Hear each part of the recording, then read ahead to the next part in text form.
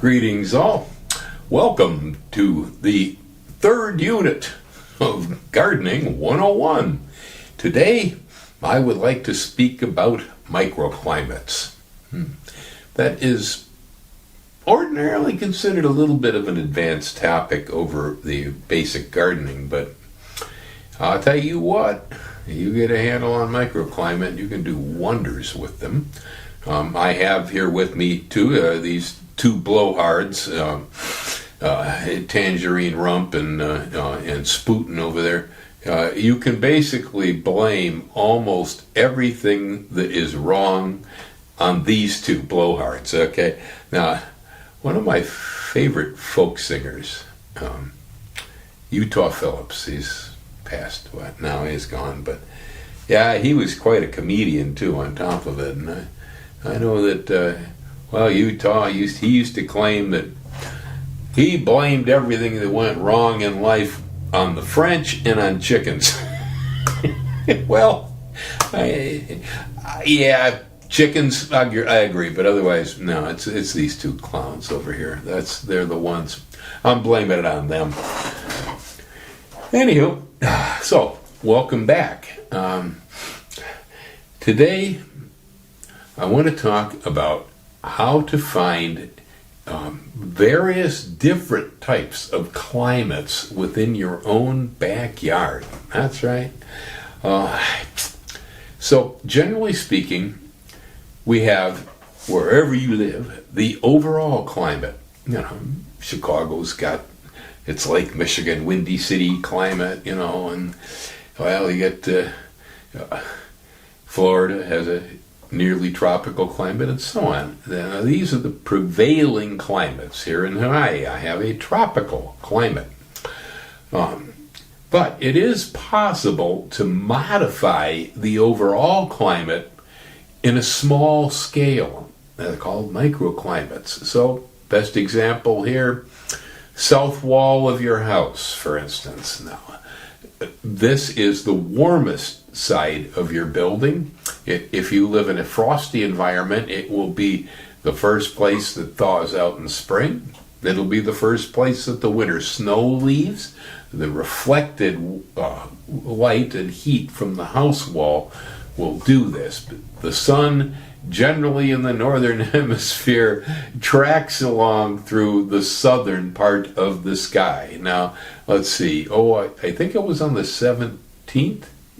Here we had Lahaina noon. Okay, so when that happens in Hawaii, noon is straight up. Okay, but in most places in the northern hemisphere, in noon, most of the year, the sun is to the south. Now you get further north, and the sun goes way to the north, and it's actually behind you in summer in the north. Anywho, if you're confused as far as which way south is, use a compass. I think most of your smartphones have one of these days. But if you're living in a cold climate, the southern exposures on your buildings can often generate a climate that is slightly ahead, maybe 2 weeks ahead of, and maybe on the other end of the season, it may be also extended. It will depend on how much overhang you have on the house. If you have large overhanging roof portions, they will trap heat against the south wall during the nighttime. The heat will roll around and it will stay above freezing when landscape maybe 15 feet out away from the house frosts. And so if you had a leek tomato plant right in that location, all the tomato plants in your garden turned into brown mush overnight, but the one by the wall is still alive. Now you get the reverse effect too. You go to the north side of the house. There you have cool, shadier conditions. All right. Generally speaking, places for ferns and mosses and other shade-loving type plants. The eastern exposures of your buildings, here you're picking up morning light.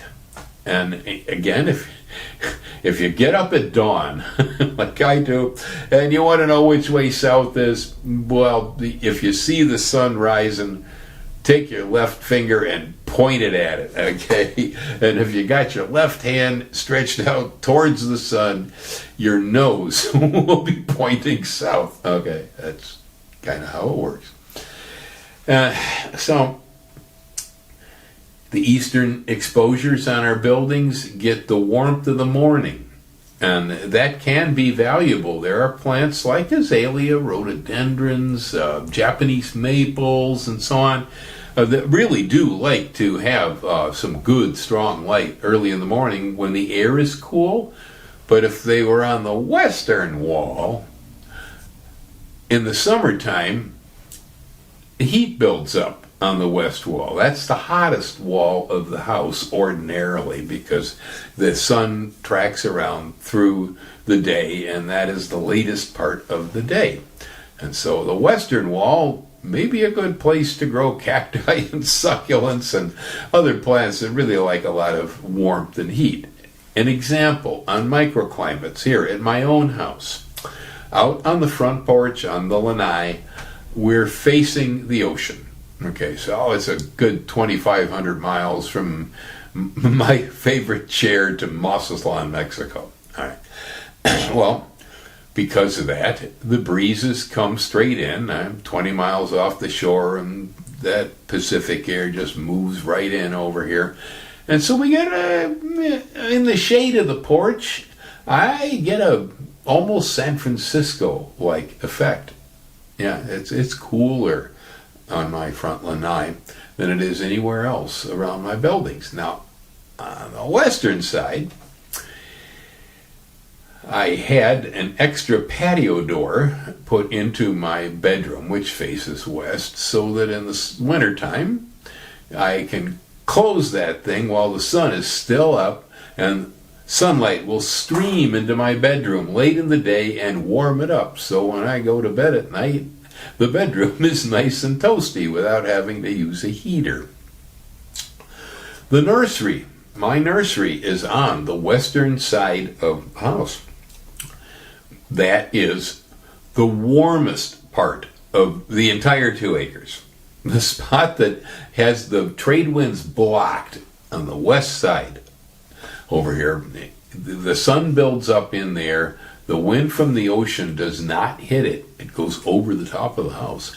And so backyard is the warmest place. I generally call the front lanai San Francisco and the nursery Phoenix.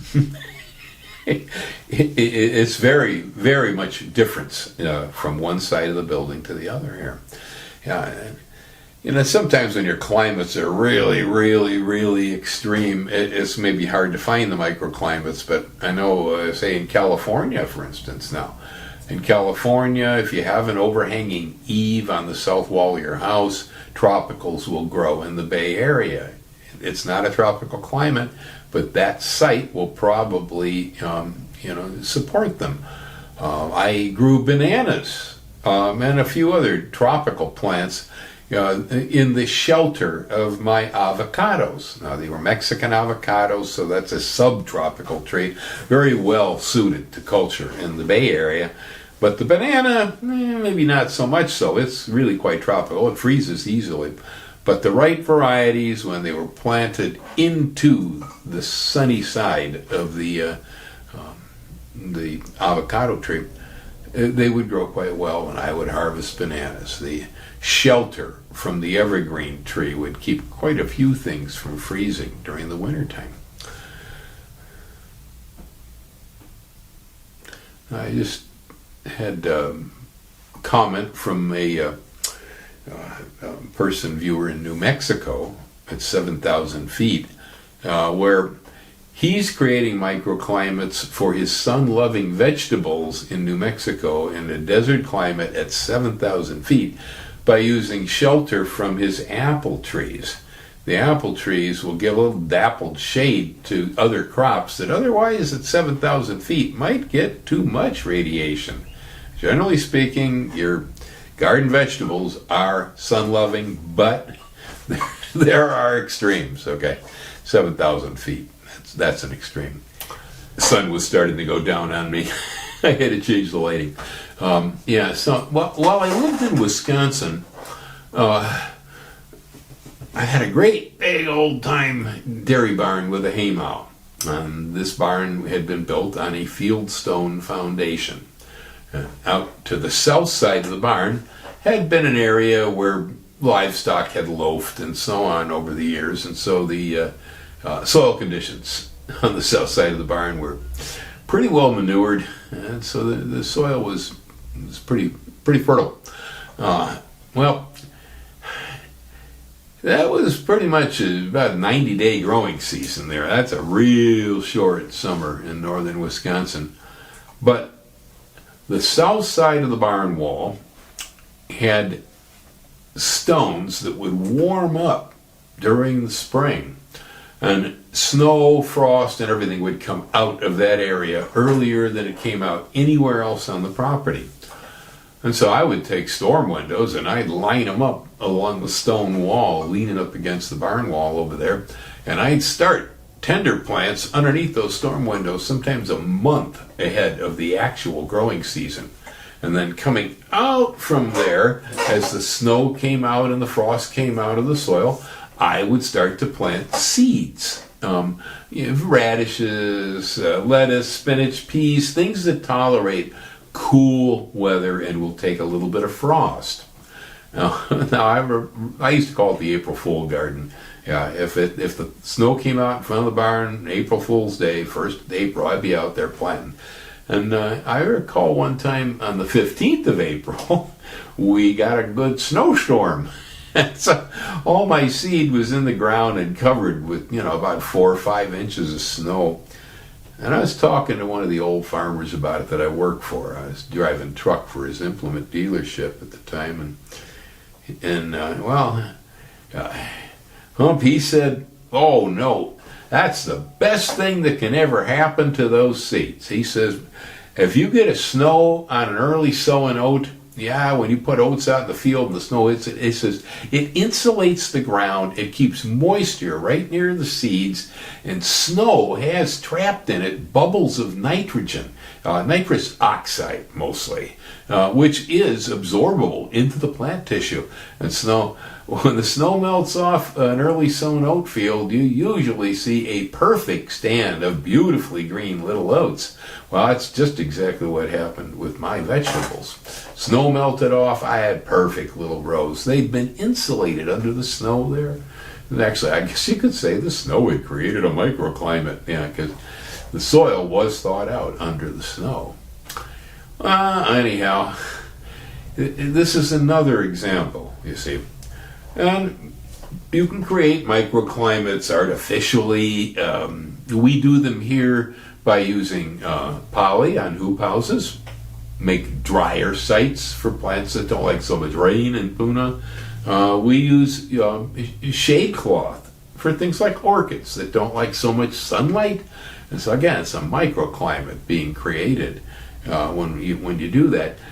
You can create microclimates with irrigation water. Water will absorb and release heat at like 25 times or so, maybe 22, whatever, considerably more than air and soil. And so dry soil, it loses heat at night. Wet soil retains heat and will re-radiate some of it up around the plants. We used to keep frost off of tomatoes and things in northern Wisconsin by running overhead irrigation from rainbird sprinklers over the crops. And put an alarm on the thermometer. When it hit 34 degrees, I'd go on out and switch on the pumps, start the rainbirds going over the top of the vegetables. Sometimes I'd wake up in the morning and everything would be glazed. Yeah, I'd have like ice eggshells dropping off of beefsteak tomatoes as the sun hit them. But the plants underneath the ice were actually intact. Some micron thin layer of liquid water. The heat moves from the ground up the stems of the plants, and the plants will give just enough heat against the backside of the ice that ice doesn't form on the plant. The plants don't freeze. They might get crushed by the weight of the ice, but they don't freeze. Yeah, so water in itself can be used to create a microclimate. If it's going to freeze and you live in a dry climate, if you can afford it, get out there and water. Yeah, the more water you have around the plants, the better they're going to take the situation. Alrighty, folks, I think Ellen's home. I hear someone calling a cat. Aloha, everybody. That's a bit on microclimates. Y'all have a wonderful garden this year.